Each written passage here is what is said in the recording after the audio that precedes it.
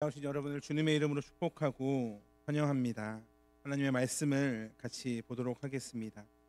사무엘상 15장 10절에서 14절까지의 말씀입니다. 사무엘상 15장 10절에서 14절까지의 말씀을 제가 대표로 읽도록 하겠습니다. 10절의 말씀입니다.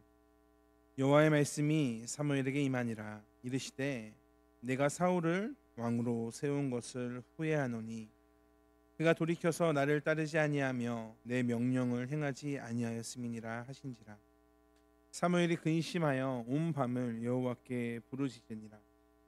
사무엘이 사울을 만나려고 아침에 일찍 일어났더니 어떤 사람이 사무엘에게 말하여 이르되 사울이 갈말에 이르러 자기를 위하여 기념비를 세우고 발길을 돌려 길갈로 내려갔다 하는지라.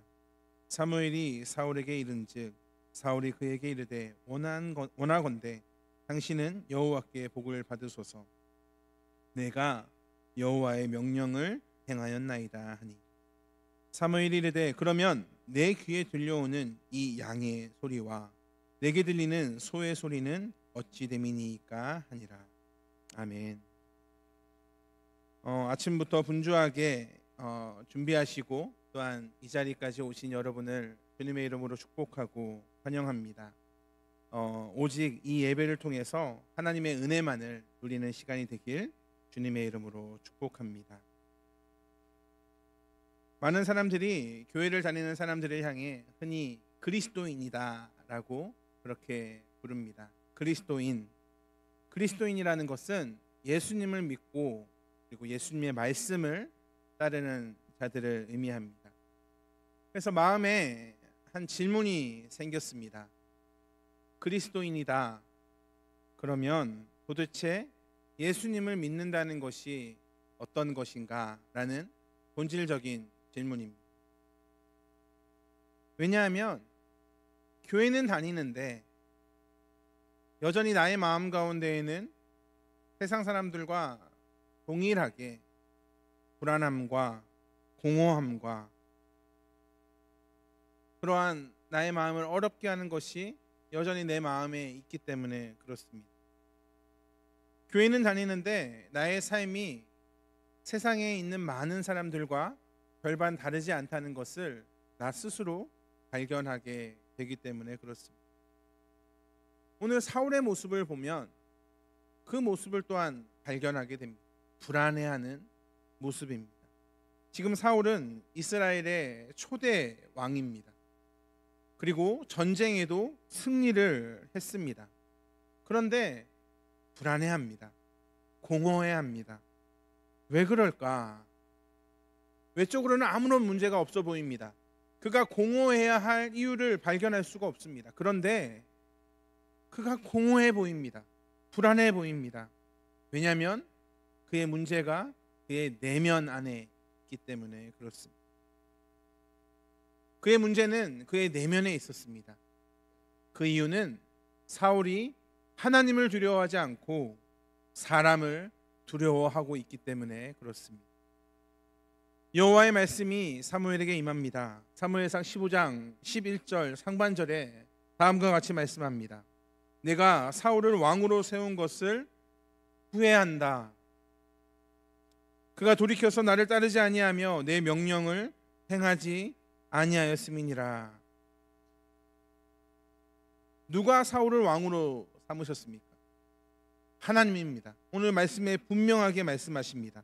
내가 사울을 왕으로 세운 것을 이라고 명확하게 말씀하고 계십니다. 그러면서 그것을 지금 후회한다라고 말씀하십니다. 하나님이 후회를 하십니다. 왜 후회하실까? 그 원인이 사람에게 있기 때문에 그렇습니다. 그 원인이 사울에게 있기 때문에 그렇습니다. 누가 사울을 왕으로 삼으셨습니까? 오늘 말씀을 통해 명확하게 얘기했다시피 하나님이 사울을 왕으로 삼으셨습니다. 하나님이 그를 부르셨고 사울은 부름을 받았습니다. 그래서 사울이 하나님께 부름을 받았을 때 사울은 하나님 앞에 고백합니다. 하나님, 저는 할 수 없습니다. 저는 왕으로 설 수 없습니다. 제가 얼마나 연약한지 하나님 아시지 않습니까? 저는 베냐민 지파입니다. 그 중에서도 굉장히 작은 가문에 있었습니다. 제가 어떻게 왕이 될 수 있습니까? 라고 이야기하며 자신을 비하합니다. 아무것도 할 수 없고 사실 하려고 하는 의지도 없었던 그러한 부족한 자를 하나님이 선택하시고 부르시고 그를 왕으로 높여주셨습니다. 왜 하나님이 굳이 왕을 세우셔야 했는가? 당시 시대적인 상황이 그래야 했기 때문에 그렇습니다. 당시에 이스라엘 백성들은 하나님을 왕으로 모시지 않고 있었습니다. 그러니 그들의 마음이 하나로 뭉쳐져 있었겠습니까? 그렇지 않습니다. 그렇다고 해서 인간 왕을 두지도 않았습니다. 그러니 그들이 얼마나 혼란스러운 가운데 있었겠습니까? 지파별로 다 분산되어 있습니다. 사사시대의 혼란 가운데에서도 여전히 있습니다. 어지럽고 방황스러운 이런 상황 속에서 백성이 단합되지 않고 있습니다. 하나님은 계획하신 대로 인간 왕을 세우십니다. 사울을 통해 백성의 마음을 하나로 뭉쳐 놓으십니다. 그리고 그 백성의 마음이 하나로 뭉쳐지게 하기 위해 암몬과의 전쟁을 승리로 이끌어 가십니다. 모든 사람들이 길갈에 모였습니다. 그리고 하나님을 찬양하며 사울을 왕으로 세워주신 하나님을 높여드립니다. 사울은 굉장히 기뻐합니다. 너무너무 기뻐합니다. 왜냐하면 하나님께도 인정을 받았지만 사람들에게도 인정을 받았기 때문에 그렇습니다. 이 전쟁이 승리하기 이전에는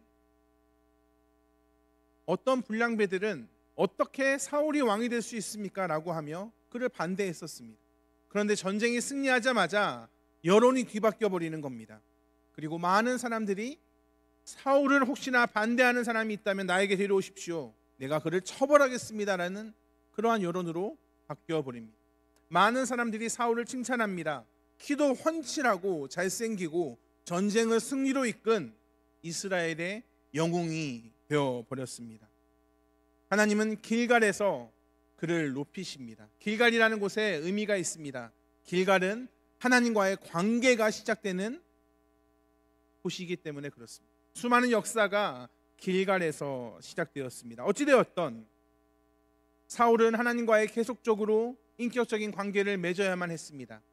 하나님이 그것을 기뻐하셨기 때문에 그렇습니다. 하나님이 사울과 인격적인 관계를 계속적으로 맺으려고 하시고 그를 왕으로 삼고 그를 높이셨습니다. 문제가 바로 여기에서 발생합니다. 하나님이 사울을 높이셨는데 그리고 하나님이 사울과 관계를 통해 사울을 계속 높이셔야 하는데 사울이 하나님과의 관계를 멀리하려고 합니다. 왜냐하면 자신이 왕이 된 뒤로 자신의 주변의 많은 사람들이 자신을 높이는 것을 보고 그 백성들과의 관계를 맺어가고 싶어 했기 때문에 그렇습니다. 이것이 사울의 연약함이고 모든 인간의 연약함입니다. 칭찬받기를 기뻐합니다. 인정받는 것을 좋아합니다.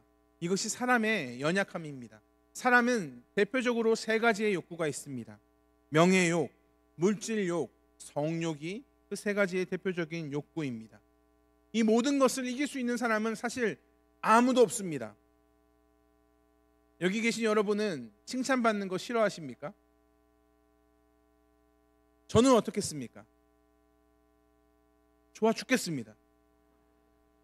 누가 나를 칭찬 좀 해주면 좋겠다라는 생각이 그냥 이렇게 흘러나옵니다.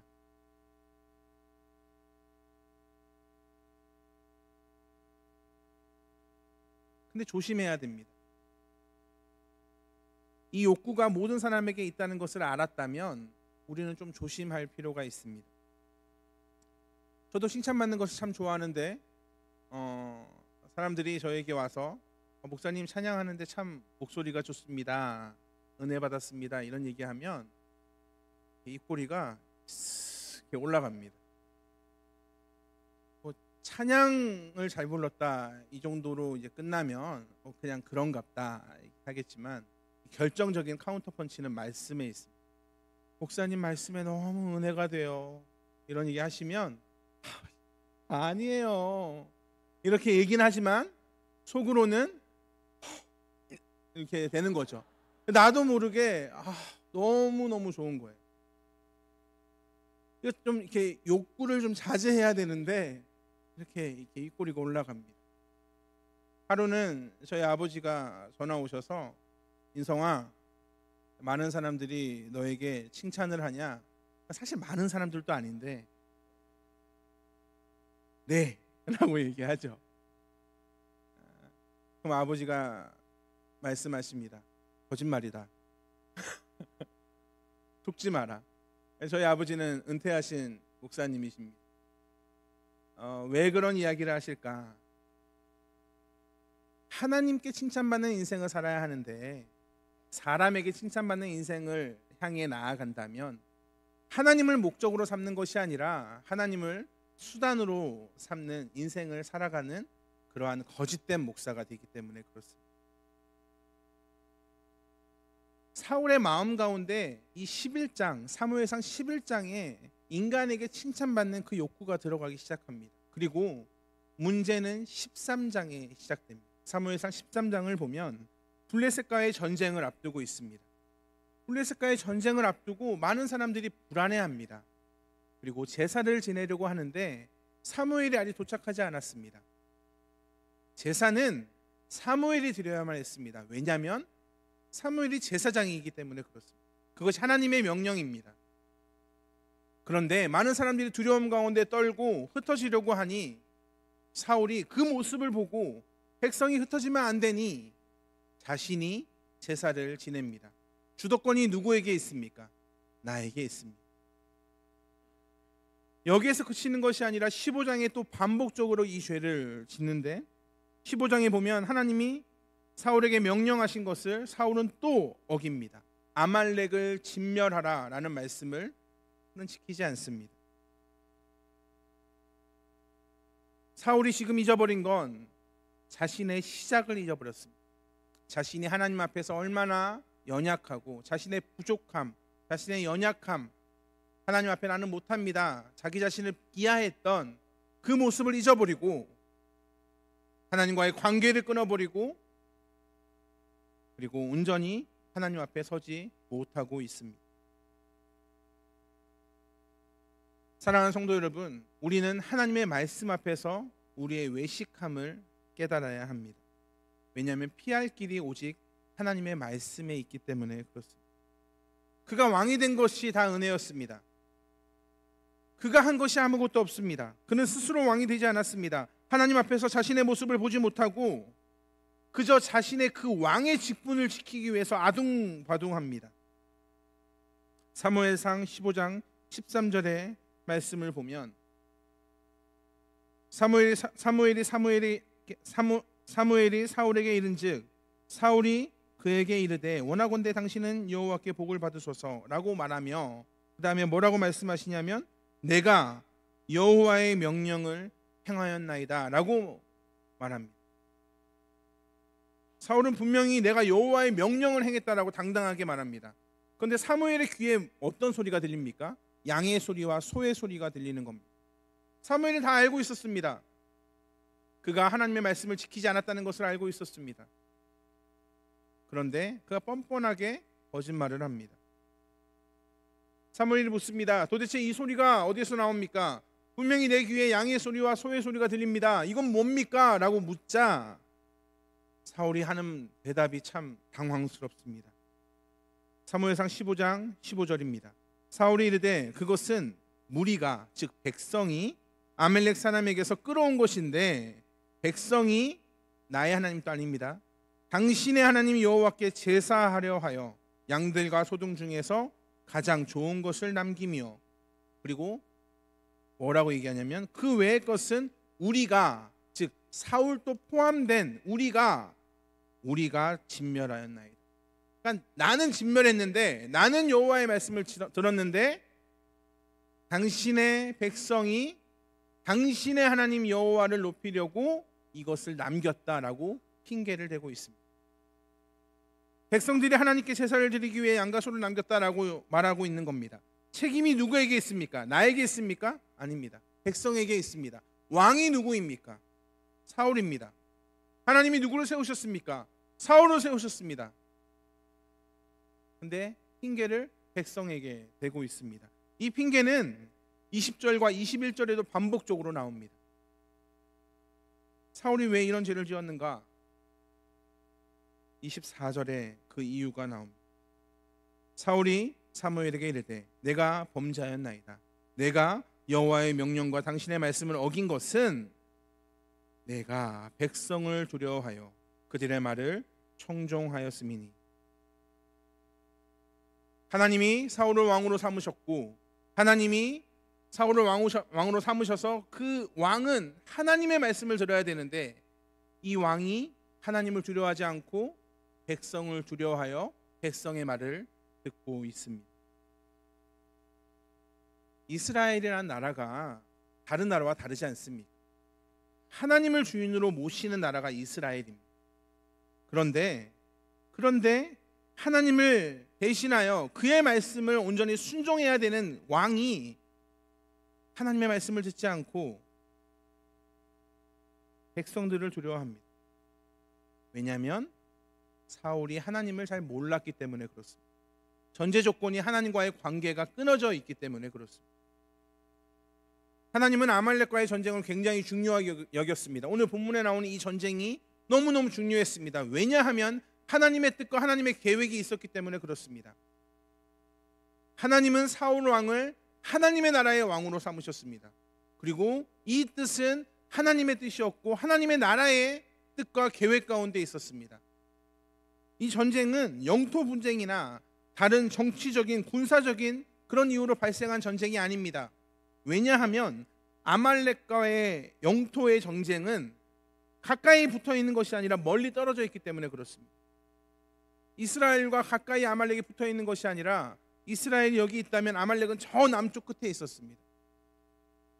그 땅을 차지하기 위해서 전쟁한 것이 아님을 지역적으로도 알 수 있습니다. 또한 말씀을 통해서도 알 수 있는데 15장 2절에 보면 애굽에 나올 때에 길에서 대적한 일로 내가 그들을 벌한다라고 말합니다. 내가 그들을 벌한다라는 것은 그들의 행위에 대한 책임을 묻는다라는 말입니다. 하나님이 심판하시겠다라는 말씀이 여기에 담겨져 있습니다. 왜 하나님이 아말렉을 심판하셨는가? 출애굽기 17장부터 그 문제는 시작됩니다. 출애굽하는 백성, 즉 구원을 받는 백성들에게 가나안에 들어가려고 하는데 처음으로 그 길을 가로막은 족속이 바로 이 아말렉. 근데 여기에서 끝나는 것이 아니라 아말렉은 계속적으로 공격을 합니다. 바란 광야에서도 사사 시대에서도 이스라엘을 공격합니다. 그들은 본래 에서의 후예입니다. 즉 이스라엘과 형제 사이라고 할 수 있습니다. 그럼에도 불구하고 아말렉은 하나님의 백성을 끊임없이 공격합니다. 무엇을 지금 그들이 맡고 있습니까? 하나님의 구원의 사역을 맡고 있습니다. 출애굽을 맡고 있습니다. 그러니 하나님의 나라에서는 절대로 형용할 수 없는 겁니다. 그런데 이런 사실을 사울은 모르고 있습니다. 왜냐하면 사울의 내면의 상태가 하나님과의 관계에서 끊어져 있기 때문에 그렇습니다. 사무엘상 15장 30절에 보면 이렇게 말씀합니다. 사울이 이르되 내가 범죄하였을지라도 이제 청하옵나니 내 백성의 장로들 앞과 이스라엘 앞에서 나를 높이사 나와 함께 돌아가서 내가 당신의 하나님 여호와께 경배하게 하소서. 나라는 표현이 5번이나 강조됩니다. 내가 범죄하였을지라도 나를 높여달라.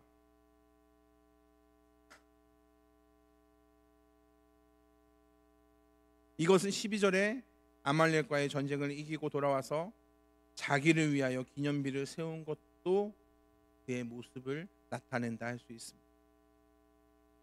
잘못한 것을 모르니까 당연히 회개도 바르게 하지 못합니다. 30절을 보면 당신의 하나님 여호와께, 당신의 하나님 여호와, 누가 사울을 왕으로 세우셨습니까? 하나님입니다. 누가 사울을 여기까지 인도하셨습니까? 하나님입니다. 하나님이 하셨습니다. 그런데 지금 누구의 하나님이 되어 있습니까? 사무엘의 하나님이 되어 있습니다. 당신의 하나님이 되어 있습니다. 사울의 하나님은 아닙니까? 왜 아닙니까? 하나님이 관계를 끊으셨습니까? 그렇지 않습니다. 사울이 끊었습니다. 그리고 사람과의 관계를 맺습니다. 사울은 지금 하지 말아야 될 행동은 다 하고 있습니다. 사무엘이 그를 떠나려고 하자 그의 겉옷을 붙잡습니다. 그런데 어떻게 붙잡냐면 그 겉옷이 찢어질 때까지 붙잡습니다. 사울은 지금 하나님의 마음을 모르고 있습니다. 지난주에 청년부에 가서 성찬과 또한 말씀을 섬기고 왔습니다. 한 청년이 취업을 했다라는 그런 이야기를 들었습니다. 그래서 그 청년에게 축하합니다 라고 말을 전했습니다. 그리고 그 청년에게 이렇게 물었습니다. 취업하고 난 다음에 하나님께 감사하다라고 고백하셨나요? 그 청년이 네. 제가 물었습니다. 왜요? 이 청년이 이상한 거죠. 목사가 와서 성도님이 하나님께 감사하다라고 이야기를 했는데 목사가 왜요? 라고 하니까 이 청년이 이상한 겁니다. 제가 다시 이 청년에게 물었습니다. 과를 누가 선택했습니까? 제가요. 회사는 누가 선택했습니까? 제가요. 회사를 들어가겠다 안 하겠다 선택을 누가 했습니까? 제가요. 근데 왜 하나님께 감사합니까? 다 내가 결정했고 책임도 다 내가 질 건데 왜 하나님께 감사하냐? 라는 질문을 했습니다. 우리는 흔히 이런 실수를 합니다. 하나님을 믿는다는 것을 잘 모르기 때문에 그렇습니다. 도대체 하나님을 믿는다는 것이 무엇인가? 하나님을 믿는다는 것이 정말로 내 삶에 개입돼서 내 삶에 하나님의 일하심이 있어야 되는데 다 내가 결정하고 다 내가 생각하고 다 내가 책임지는데 왜 하나님을 믿냐? 라는 그 본질적인 질문이 여전히 우리 안에 남아 있습니다. 사울의 변명을 보면 사무엘이 없어서 제사를 혼자 지냈고 몇 가지 재물을 멸하지 않았고 왕도 죽이진 않았지만 그럼에도 불구하고 아말렉을 멸하라고 하는 그 말씀은 지켰습니다. 그러니 이 정도면 잘한 것 아닙니까? 라는 것이 사울의 모습 가운데 있습니다. 그런데 왜 하나님이 그를 후회하신다라고 말씀하냐는 겁니다. 후회한다는 것은 슬퍼하신다는 말씀의 의미. 하나님이 사울을 하나님의 나라의 초대 왕으로 삼으셨습니다. 그러면 분명한 하나님의 계획과 뜻이 있습니다. 그런데 하나님이 사울을 왕으로 삼으셨을 때 사울은 굉장히 겸손했는데 하나님과의 관계도 있었는데 그 관계가 끊어지고 나니까 자기 마음대로 살아가며 하나님의 뜻과 정반대의 모습을 보입니다. 그러니 하나님이 후회하시는 겁니다. 즉 하나님이 너무 마음으로 아파하시면서 슬퍼하고 계시는 겁니다. 왜요? 하나님의 마음을 사울이 지금 모르고 있기 때문에 그렇습니다. 사울은 자신의 신앙을 자신의 행위로 증명하려고 합니다. 제사도 지냈고 아말렉의 많은 것도 자기가 멸하였으니 이 정도면 순종한 것이 아닌가. 사랑하는 성도 여러분, 우리의 행위는 완전할 수가 없습니다. 우리가 행함으로 하나님 앞에 구원을 받을 수가 없다는 말씀입니다. 대표적으로 십계명이 그 예가 됩니다. 여러분 십계명을 다 지키십니까? 제가 지난주에 청년부에 가서 십계명을 다 지키십니까? 했더니 몇 명이 이 질문에 넘어가서 저는 한 5개는 지키는 것 같은데요 라고 대답하고 조금 부끄러움을 당했습니다. 왜냐하면 우리는 십계명을 하나도 지킬 수 없는 존재들이기 때문에 그렇습니다. 우리가 죄인이기 때문에 우리는 율법을 하나도 지킬 수가 없습니다. 왜냐하면 율법이 요구하는 건 그냥 겉으로의 행위가 아니라 우리의 마음속에로부터의 변화를 요구하기 때문에. 그럼 저는 살인하지 않았는데요. 저도 안 했습니다. 근데 예수님이 말씀하셨습니다. 살인하지 말라라는 그 말씀에는 마음에 형제를 나가라 욕하는 것도 포함되어 있다라고 말씀하셨습니다. 로마서 3장 10절에 다음과 같이 말씀합니다. 기록된 바 의인은 없나니 하나도 없습니다. 의인은 없습니다. 하나도 없습니다. 그러니 우리도 의인도 아니고 사울도 당연히 의인이 아닙니다. 그 누구도 할 수 없습니다. 그래서 사울은 하나님의 말씀 앞에서 자기 자신을 돌아봐야만 했습니다. 왜냐하면 하나님이 사울을 왕으로 삼으셨고 그에 대한 놀라운 하나님의 계획이 있었기 때문에 그렇습니다. 그가 있는 나라가 하나님의 나라이기 때문에 그렇습니다. 그 뜻에 순종하기 위해선 하나님과의 관계가 계속 유지되어야 합니다. 은혜가 하나님으로부터 시작되기 때문에 그렇습니다. 그리고 그 은혜의 결과가 순종으로 나타납니다. 행위의 결과가 순종이 아니라 은혜의 결과가 순종입니다. 그래서 하나님은 하나님의 백성에게 관계를 요구하십니다. 관계를 통해 순종의 열매가 맺어지기 때문에 그렇습니다. 사랑하는 성도 여러분, 우리는 분명하게 기억해야 됩니다. 그래도 나는 주일에 예배를 나왔는데, 그래도 나는 아침에 기도를 좀 하는데, 그래도 나는 하나님의 말씀을 좀 보는 것 같은데, 그래도 나는 하나님을 조금은 두려워하는데 라는 그런 행위로 우리의 신앙을 보일 수 없습니다. 금방 바닥납니다. 우리의 신앙은 오직 은혜에서 시작되어야 합니다. 사울이 놓친 것이 바로 이 관계입니다. 그럼 어떻게 이 관계를 회복해야 되는가? 회개해야 됩니다. 근데 회개하기 위해서 필요한 것이 있습니다. 율법입니다. 제가 방금 말씀드렸습니다. 율법을 지킬 수 있는 사람이 있다고 말씀드렸습니까? 없다고 말씀드렸습니다. 없다고 말씀드렸습니다. 그런데 왜 율법이 필요한가? 율법이 거울의 역할을 감당하기 때문에 그렇습니다. 십계명을 지킬 수 있는 사람이 아무도 없습니다. 나 이외에 다른 신을 섬기지 말라. 이 말씀 앞에 한번 서보신 적 있으십니까? 사울이 율법을 몰랐을까? 아니요. 신명기 17장에 보면 그는 율법을 분명히 알았을 것이고 율법을 필사하며 읽어야만 했습니다. 사울은 분명히 율법을 알았습니다. 그런데 율법이 그냥 행위로만 끝나는 겁니다. 율법 앞에서 나의 죄를 돌아봐야 합니다. 율법 앞에서 나의 모습을 그대로 봐야 됩니다. 이거 굉장히 아픕니다. 왜냐하면 율법 앞에 섰을 때 나 이외에 다른 신을 섬기지 말라, 이 한 율법에서도 나의 마음에 곳곳에 박혀있는 죄를 덩어리째 발견하기 때문에 그렇습니다. 저도 마찬가지입니다. 그래도 목사인데 날마다 하나님의 말씀을 읽고 그래도 날마다 하나님께 기도하며 나아가는 직분을 허락하셨는데 저는 행함이 완전하겠습니까? 완전하지 않습니다. 너무너무 부족합니다. 매 순간 율법 앞에서 나를 돌아볼 때마다 하나님, 이런 자가 어떻게 하나님 앞에 설 수 있겠습니까? 하나님, 저는 오늘도 죽어야 합니다. 죽을 수밖에 없습니다. 하나님, 저 못하겠습니다 라고 나아갈 수밖에 없습니다.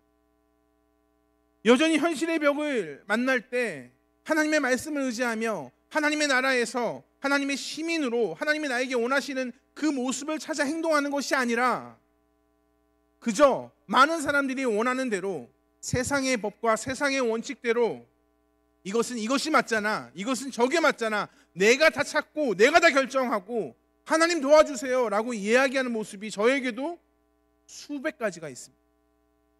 하루에도 여러 번 죄를 짓는다라고 생각합니다. 언제 깨닫냐면 율법 앞에 섰을 때 깨닫습니다. 아, 내가 또 죄를 지었구나. 그래서 율법은 나를 너무나 비참하게 만듭니다. 그런데 율법의 시간이 우리에게 꼭 필요합니다. 왜냐하면 율법 앞에서 내가 어떠한 존재인지를 깨닫게 되기 때문에 그렇습니다.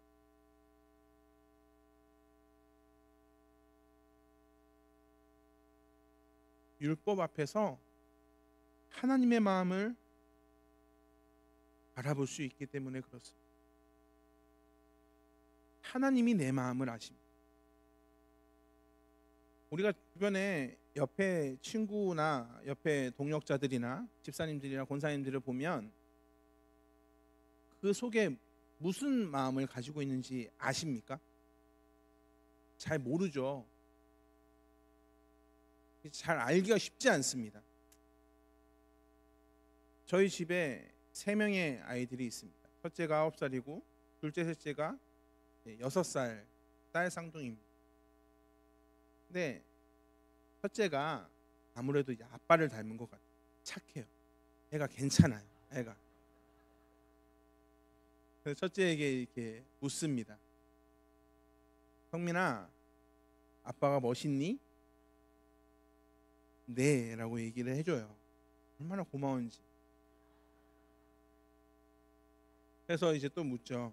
아빠가 살 안 뺐으면 좋겠어? 성민이는 대답합니다. 네, 안 뺐으면 좋겠어요. 이렇게 얘기를 해요. 그런데 제가 그놈의 속마음을 알았습니다.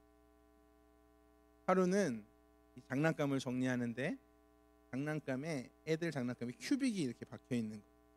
장난감을 정리하다가 큐빅이 이렇게 툭 빠진 거죠. 그래서 저도 모르게 야, 큐빅이 빠졌다. 그랬더니 성민이가 막 뛰어오면서 아빠 살이 빠졌어요.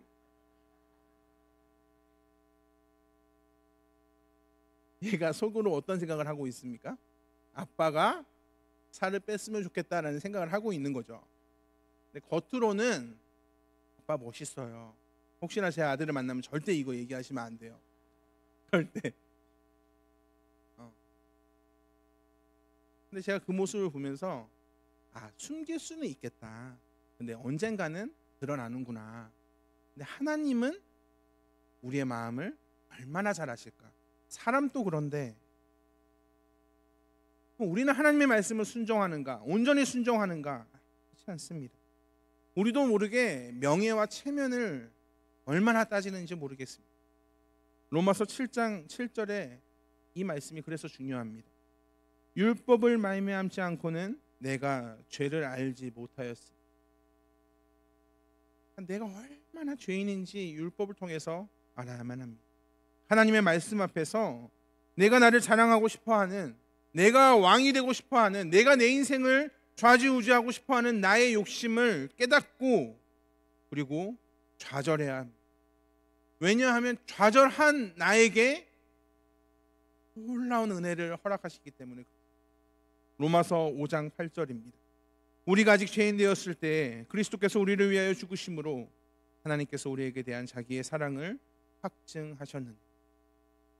우리가 무엇을 잘해서 하나님이 우리를 자녀 삼은 것이 아니라고 분명히 말씀하고 계십니다. 우리가 무엇을 놀랍게 해서 하나님이 우리를 자녀 삼은 것이 아니라 우리가 죄인이었을 때, 즉 우리가 시체였을 때, 즉 우리가 썩어져 있을 때, 우리가 냄새나는 상황 가운데에서, 아무것도 할 수 없는 상황 가운데에서 예수님이 우리에게 오셔서 건지시고 생명을 허락하셨습니다. 그러니 자랑할 수 있는 건 무엇이 있겠습니까? 이래서 율법이 은혜입니다. 율법이 나를 좌절하게 합니다. 그러나 좌절한 나에게 예수 그리스도를 선물로 주셔서 내가 살아갈 수 있다는 것을 알게 하기 때문에 그렇습니다. 예수님이 얼마나 크게 다가오는지, 예수님이 우리에게 얼마나 큰 은혜인지 그제서야 눈물로 고백하게 됩니다. 나 같은 놈을 위해 죽으셨어요? 나는 아무것도 아닌데. 사랑하는 성도 여러분, 저는 여러분이 하나님의 마음을 알기를 간절히 소망합니다. 하나님과의 관계를 깊이 맺기를 간절히 소망합니다. 왜냐하면 하나님이 사울에게 순종을 원한 것은 하나님의 은혜를 주기를 원했기 때문에 그렇습니다. 이것을 잘하기 위해서, 이것을 좀 멋지게 하기 위해서 하나님이 사울에게 그 행함을 강조하신 것이 아니라 내가 너에게 은혜를 주고 싶어 라는 것을 강조하는데, 그것에 대한 반응이 순종으로 나오기 때문에 그렇습니다. 우리가 사울보다 낫지 않습니다. 사울은 그래도 베냐민 지파였습니다. 우리는 이방 민족입니다. 그런데 우리가 사울보다 더하면 더했지 덜하지 않습니다. 우리는 우리 마음대로 행동합니다. 사랑하는 성도 여러분, 이 말을 꼭 기억했으면 좋겠습니다. 신앙은 내가 한 일 위해서 잘하지 않습니다. 신앙은 절대로 내가 한 일 위해서 잘하지 않습니다. 내가 이렇게 했어, 내가 이렇게 잘했어, 거기 위해서 잘하지 않습니다. 신앙은 오직 은혜 위에 있습니다. 진정한 순종은 무엇입니까? 하나님을 믿는다는 것은 단순히 종교 행위가 아닙니다. 하나님을 믿는다는 것은 신앙 행위. 기독교는 종교가 아닙니다. 기독교는 신앙입니다. 오늘 또 내 안에 내가 주인 되는 것이 아니라 하나님이 나의 주인 되셔서 하나님의 뜻이, 나를 향한 뜻이 이 하나님의 나라에 놀랍게 성취되는 것을 목격하며 경험하는 그런 성도 되시길 주님의 이름으로 간절히 축원합니다. 그래서 우리가 같이 이 찬양을 했으면 좋겠습니다. 같이 하나님께 찬양하며 나아갈 때 굉장히 옛날 찬양인데 아마 오랜만에 부르시거나 모르시는 분도 있을 것 같습니다. 그러나 이 찬양의 가사를 생각하면서 하나님을 온전히 바르게 섬기는 여러분이 되시면 참 좋겠습니다. 언제나 내 모습, 언제나 내 모습, 너무나 부끄러워. 무릎으로 주님께 기도로 가오니 나 홀로 서 있네. 죽은 내 영 깨우사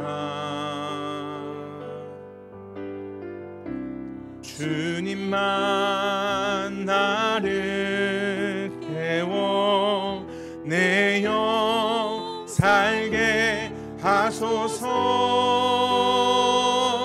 주님 내 안에, 주님 내 안에, 내 안에 계시고 주님 내 안에, 주님 내 안에 나를 세워주소서. 다시 한번 믿음으로 고백합니다. 언제나 내 모습, 언제나 내 모습, 너무나 부끄러워. 무릎으로 주님께 기도로 가오니 나 홀로 서 있는 죽은 내 영 깨우사 주님만 나를 깨워 내 영 살게 하소서. 주님 내 안에, 주님 내 안에, 내 안에 계시고 주님 내 안에, 주님 내 안에 나를 세워주소서. 말씀을 기억하며 기도하길 소망합니다. 핵심 메시지는 다음과 같습니다. 하나님보다 사람을 두려워하는 신앙은 외식이다. 율법은 우리의 죄를 깨닫게 합니다. 그래서 참된 순종은 행위가 아닌 은혜로부터 옵니다. 우리 같이 묵상의 기도를 올려드렸으면 좋겠습니다. 우리의 신앙이 외식이 아닌 참된 순종이 되도록 하나님의 은혜를 구하며 하나님과의 관계를 끊지 않는 놀라운 은혜를 허락해달라고 우리 같이 묵상의 기도를 하나님께 올려드립니다. 기도하겠습니다. 하나님 감사합니다. 하나님 감사합니다. 주님의 은혜입니다. 주님의 함께하심입니다. 주여, 우리가 아버지 앞에 서는 것이 얼마나 큰 은혜인지 모르겠습니다.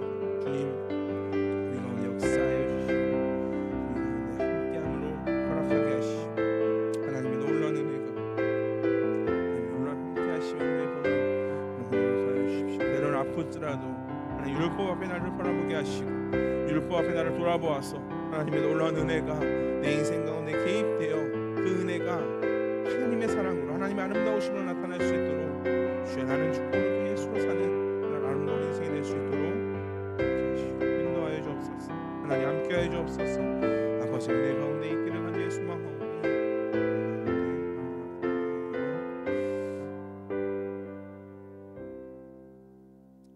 사랑과 은혜 풍성하신 아버지 하나님,